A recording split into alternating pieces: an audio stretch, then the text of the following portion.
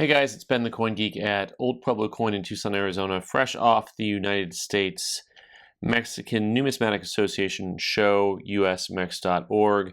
And we've got new purchases, including some samples here. They've got the 12th annual USMEX Numismatic Association, and they actually had a little set here. They had an NGC coin. The pesos here from Annex, actually I saw a couple different dates on these. So these actually have different dates on them on the Annex holders.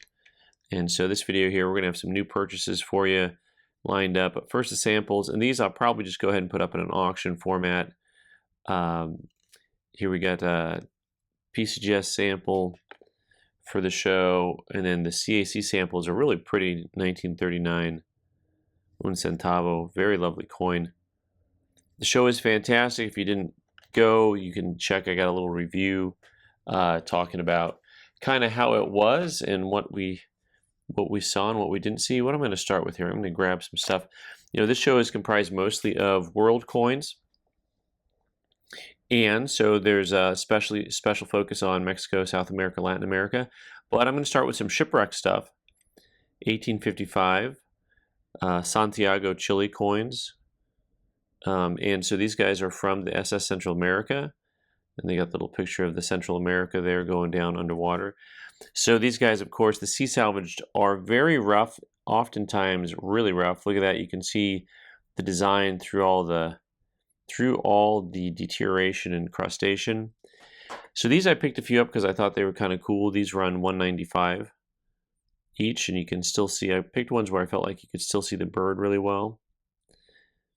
And so I've got a few of those that you can pick from. For those of you who are looking for items that are in videos, they will be linked in the notes. There's the mint mark there, the SO, Santiago. The S with the O on top, just like Mexico City with the M with the O. Yeah, I did get 4 of these, all very different looking.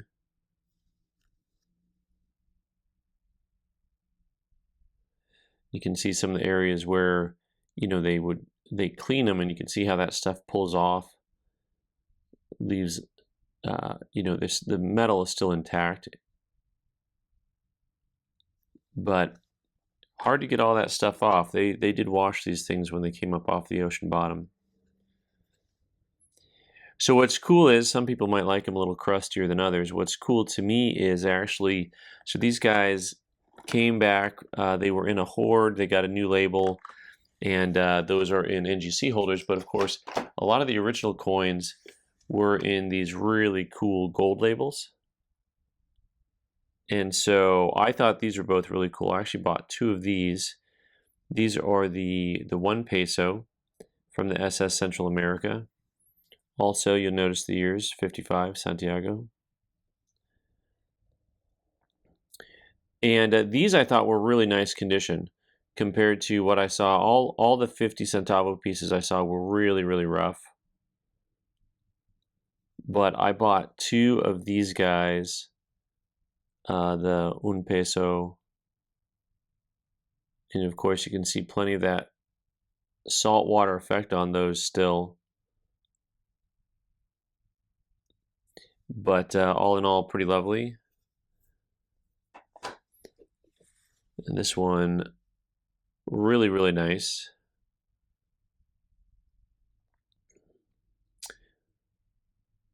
Very attractive piece overall. So this one I'll probably price a little bit higher than the other one. It's really, I mean, it actually looks like you can still see luster on there underneath all that stuff that came off. So they don't really put a grade on these, but this is, I think, one of the nicest ones that I've seen. So these are going to be both around that $600 price point. This one maybe a little bit more, this one maybe a little bit less. But cool, cool stuff. One of the things that I got to see a lot of, which I don't get to see a lot of usually, are coins with counterstamps. So this is a 1700s, probably a Bolivian 2 real. And this has a Costa Rican stamp on it. So that is also 2 real. So what this is you can see this is the 2, in the center of this there is a tree. And then there is a 2 and an R on the other side of the tree. And they list these under Central America, but I think that these actually say, I mean, they list them under Costa Rica, but I think they say Central America on them. Because there is the sun coming over the mountaintops, and the date of 1846 down at the bottom. And very cool. I think the original host coin, this is part of the date way here at the edge. So this is a cool piece. This is going to be priced at $900. Very neat shipwreck piece. The counterstamps are very rare. You can see how how PCGS described it as a Costa Rican. They called it a good 4, which is kind of a funny grade to me because I don't know. I think that's supposed to be the host coin, but really a nice example. The countermark is AU detail. That's kind of interesting on a Bolivian 2 real, but they don't have the Bolivian 2 real date, which is fine. I also picked up some paper money, and maybe we'll have some fun with some of this. There was a little bit of some U.S. stuff scattered about. How about this? These Civil War era notes from Maryland. Look at the detail on this guy. Salisbury, Maryland. It's a boy and his dog. Got some cattle ranching. Mama milks the cow. Lots of detail. You got Jebediah putting up a farm in the back, putting up a barn. That's what I'm trying to say. Soon I'll build a nutter. I was trying to get to there. I didn't quite get there. And look at this. With the baby girl with the puppy dogs. I mean, how cool is this note? Let me see. Are we hand signed? We are hand signed by the cashier. Lots of 2s. Hand signed by the president. Hand numbered. Yeah, this one's quite lovely. Then the back of these guys, so I got a little set of these, the back. Like, look at all that's going on back here. Are you kidding me? It's just amazing to me to look at. Did you see the scallops all had the word 2 in them? Probably didn't notice that. How about the circles? You have alternating 2s around the 2s with a 2 in black ink and a 2 in the white space. 2s and more 2s. How many 2s? I mean, somebody can do the math for me. That's a lot of 2s. And they've got the same design on both sides. And the middle is all just flourishing. And I want to see if these have a date. Where's my date at? I feel like these have, there's the date. Okay. Yeah, November 1st, 1862. Yeah, very cool. So these banknotes, I've got a $2 bill, and then we've got a $3 bill. The $2 bill, I think, was kind of a nice CU looking note. This one also hand signed. The Somerset Worcester Savings Bank, $3. This is like obviously the type of banknote that Guy Fieri would collect. Lots of 3s. I wonder if this was someone's daughter who made all these banknotes, right? Like, we need a model. Bring your daughter in. Lots of 3s. Stacking up the hay.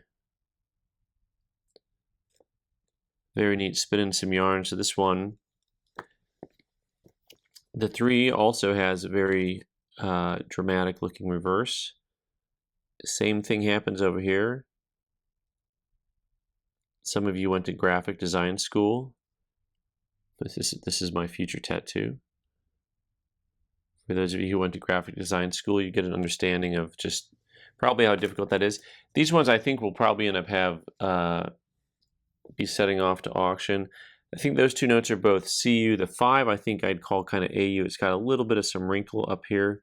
You can't see it at that angle. I don't have a good angle on it, but I can tell you it is, I think, something I would just call an AU. Interesting enough, the 5s don't have that same level of detail. They ran out of time designing. They spent all their time on the 2 and the 3, which actually the 1, I don't have the 1, but there is a $1 bill as well.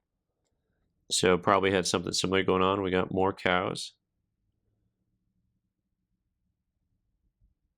And what are we doing over here? Those, I think, are things that they call tools. And numismatists don't have hands that use tools, so we wouldn't really know. But those I was pretty excited about getting those. They're very cool pieces. And I was even more excited to pick up a few of these banknotes from the Iturbide time period. Iturbide, Empire of Iturbide. So let me see here. What are we talking about? A 1-year reign, basically. One of the coolest times, historically speaking. This is a 2 peso. And I haven't really owned any of these. These are cut cancel pieces. So it says cut cancel here. The cut cancel is you have an X cutting right through there. And that is, let me see if I can get my handy dandy light out here so that you can see where the holes are. That cut isn't too strong, actually. I can see the line right there. There it is. There's the line on the left-hand side. Very cool piece, but these I hadn't ever owned, and it's just such a neat piece of Mexican history. They are uniface. And this one we've got marked at 475. They've got it called an AU50. And it's from the 1820s, and it reminds me a lot of the same type of paper and material that you would see out of the US out of the 1820s, actually. I was looking to see if there's any other watermarks. Hard to see. It looks like there might be an old watermark over here on this side. That same eagle design that you see at the top, if you see it right above where it says Contador, I think there's one, and or I've got a good imagination. So that's really cool. Also, I was able to pick up a 10 peso piece. See, this guy's also cut canceled. Serial number 2002. They called this an AU55. I have this one priced at 600. And once again, the cut cancel, you can see a little bit better as it comes down here. And here you can see some pretty nice watermarks on the edge of the paper. So there's watermarks on paper go back, I believe, to the 18th century. So 1700s French paper will have watermarks in them. So back in the day. Okay, I did find some people with some cool ancients. I had to buy this because, man, the hair is one of my favorite. I did not buy a tortoise, mind you. Also, I thought this coin was really a high-grade coin. I still think it's a very, very attractive coin. They actually only call this coin a fine, and when I looked at just the level of detail and just the attractiveness of the coin, I thought that's really favorable for the collector to be able to buy this coin. It just has such a great look and centering to it. You know, maybe it's just a little bit nicer than a fine. There's actually, you know, a lot of detail that's worn off. But these coins were struck so, so high. And some of you have never seen a ancient Greek coin with a hair on it. And there's some barley grain on there. And so this is from Sicily, Messana. And they call this one a choice fine, strike of 4, surface of 4. And that surface quality on this is just really cool. Very, very, shows very well. This is about a $2,400 coin. $2,475 is, I think, the out the door price on that guy. Oh, side note, side quest. I won this coin in the raffle. So this is, I think, the 3rd time I've won a raffle at a coin show. I always throw a few bucks in if they have a raffle, so kind of fun. There was a lot of modern stuff, and I decided to pick a bunch of these up. So these guys here are, there's a lot of bimetallic issues that have come out very recently in Mexico. And Mexico-United States relations is the name of this particular issue. So the bimetallic pieces have, of course, as described, 2 metals. And they have circulating commemorative issues. And, you know, my question is just whether you think these are any cooler than our statehood quarters, right? So they're all going to have the same reverse to them. Most anything that you're going to see here on these coins are going to be priced in the roughly $35 to $45 range. So we've got the United States relationships. 100th anniversary of the Mennonites. Fun fact there, huh? 1922 to 2022. There's the train, kept it rolling all night long. I don't know how many of these they made, by the way. This is the 200th anniversary of the Mexican Navy. And you may have noticed this little thing. There's an anchor away, my boy, inside of that little piece there that has a modern little bit of, almost like you would see with lenticular printing. So this one is 1821 to 2021. Next up, we have the 50th anniversary of Plan Marina, probably pronounced Plan.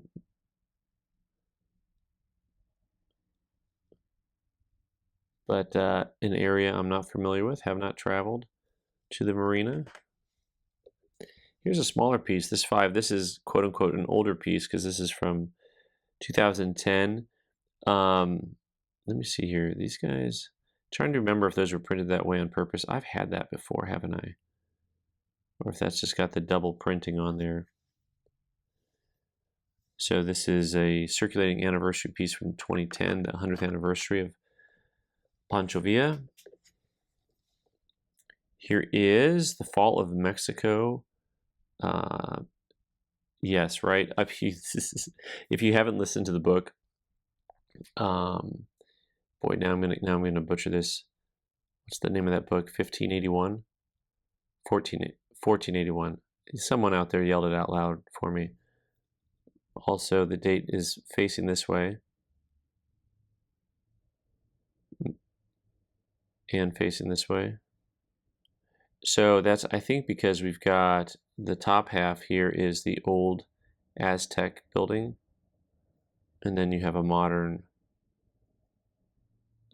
building in its place. By modern, probably 19th century. I'll figure out the century here.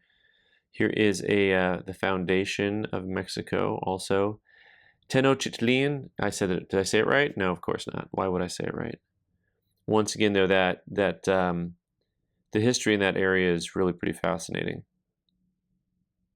Pretty fascinating. Lots and lots of historical culture in Mexico. Port of Veracruz 500th anniversary on this 2019 piece.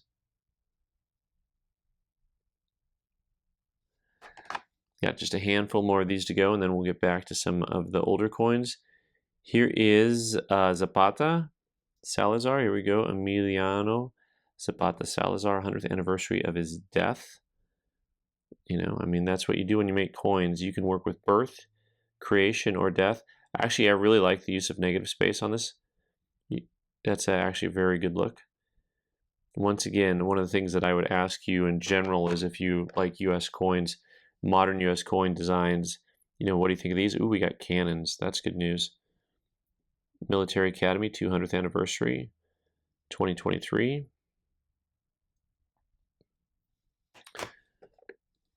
'21 Foundation of Mexico. I think I did that one already. That's good to know. I had that one in there.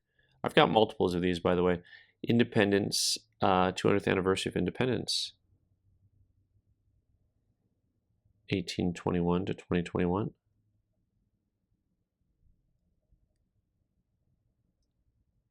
Libertad. Okay. All right, now let's get on to some few more old coins. We're getting near the bottom of the pile here. I got a couple of really cool 8 reals that I've never seen before. And by that, I mean, these are actually from a hoard, an over-the-land hoard in Tarrant City, Texas. Never heard of this. It's in an older holder. This holder is probably from the late 90s. It's got the solid holder instead of the pronged holder. And they called this coin a about uncirculated, which I think is fair. What's cool about this coin is it's actually, what is that, Culiacan? It's actually, so usually we'll see coins from Mexico City or Zacatecas, but some of the mints are a little bit less frequently seen. So 1888. I just thought this was cool. I got 2 different coins from this hoard.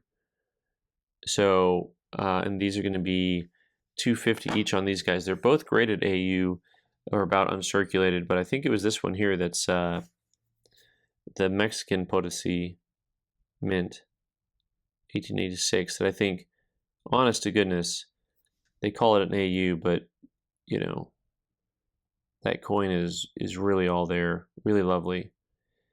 So I thought these were super cool, both from this Tarrant City, Texas buried silver hoard. I've never heard of that hoard before, and I'm like, I'm buying those because I figure, you know, just a common AU 8 real is going to cost you, you know, $100 to $150. And I just felt like those were a pretty good value. On to something that's very esoteric that is not in any way related to South America. You could make it related to South America somehow, I'm sure. But this is a cool piece from 1733 from the Isle of Man. This is the type of thing that I'm always tempted just to tuck away. I love 1700s copper. I want you to notice something about the way this planchet's made. Do you see the milling marks all the way around? Centricular, is that the word? You can just see the circle lines all the way around this planchet. So right now, for example, if you look by the look at the left leg. I'm just kidding. Which one's the left leg? Yeah. But you can see those lines all the way around, and just a beautiful, beautiful piece.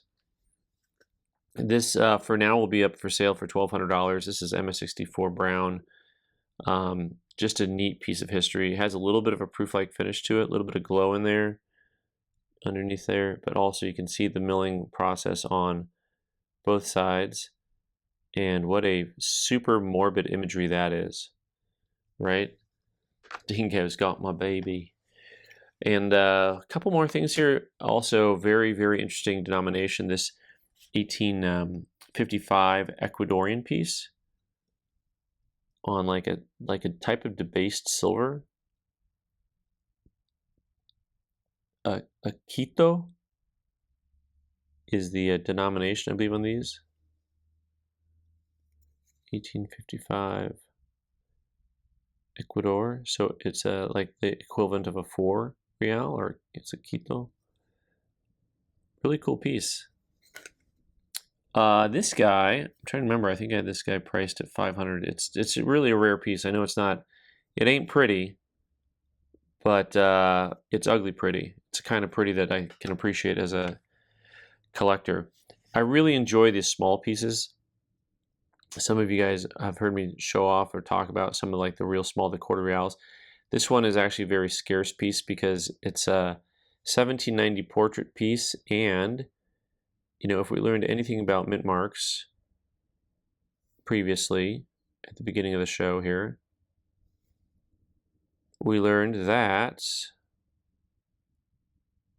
this little mark here, let's see if we can focus in. He's a little bit upside down from that angle. I'm going to turn around here so he's upside right for you guys. The SO, that's Santiago, Chile. So this is a Chilean quarter real, 1790, from a famous collection. This guy had specialized in quarter reals. And this guy, oh man, my notes just blew up on me. Where'd that go? All right, so I think this guy was close to $400. He was really rare. I'll have to double check on that one. And I think this is the last coin standing, guys. This is also some of my favorite artistry is going to be that World War II era from some of the fascist parts of the world. This Albanian piece I thought was really stunning. And uncirculated coin, a lot of little scuffy marks, some radical toning on this piece.